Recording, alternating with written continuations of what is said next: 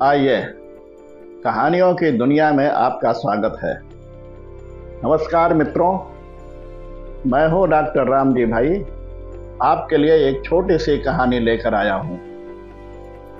लखनऊ के प्रसिद्ध डॉक्टर अजीत सिंह को जैसे ही एक अति आवश्यक सर्जरी के लिए फोन करके बताया गया, वे जितना जल्दी वहां आ सकते थे आ गए।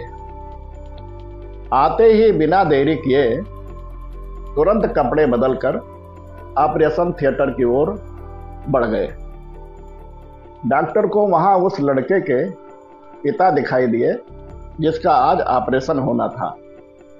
पिता डॉक्टर को देखकर भड़क गए और चिल्लाने लगे, आखिर इतनी देर कहां थे आप? आपको क्या पता नहीं कि हमारे बच्चे की जिंदगी खतरे में है? क्या आपकी कोई जिम्मेदारी नहीं बनती? आपका कोई कर्तव्य है या नहीं? डॉक्टर ने हल्की सी मुस्कुराहट के साथ कहा, मुझे माफ कीजिए, मैं अस्पताल में नहीं था। मुझे जैसे ही पता लगा, जितना जल्दी हो सका मैं आ गया।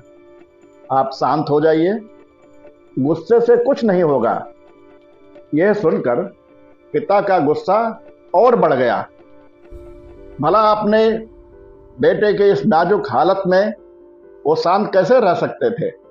उन्होंने कहा, ऐसे समय दूसरों को संयम रखने की सलाह देना बहुत आसान है।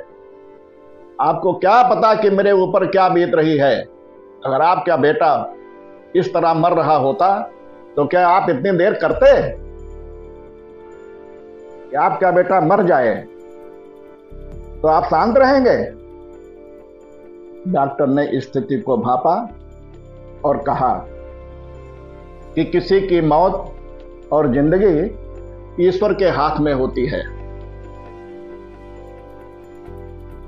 केवल उसे बचाने का प्रयास करते हैं। आप बाहर बैठकर ईश्वर से प्रार्थना करिए और मैं अंदर जाकर ऑपरेशन करता हूं। यह कहकर डॉक्टर ऑपरेशन थिएटर में चले गए। करीब 3 घंटे तक ऑपरेशन चला। लड़के के पिता भी धीरज और उतावले होकर बाहर बैठे रहे।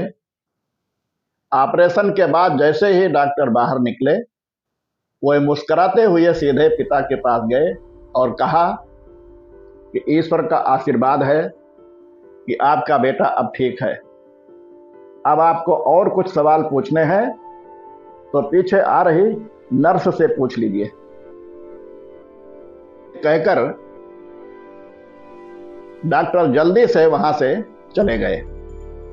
उनके बेटे की जान बच गई, इसके लिए वो बहुत खुश थे। पर जैसे ही नर्स उनके सामने आई, वह बोले, ये कैसे डॉक्टर हैं? इन्हें किस बात का गुरूर है?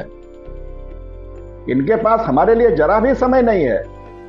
तब नर्स ने बताया, ये वही डॉक्टर हैं जिनके बेटे के साथ आपके बेटे का एक्सीडेंट हुआ था। दुर्घटना में इनके बेटे की मौत हो गई थी। सब जानते हैं दुर्घटना आपके बेटे की गलती के कारण हुई थी।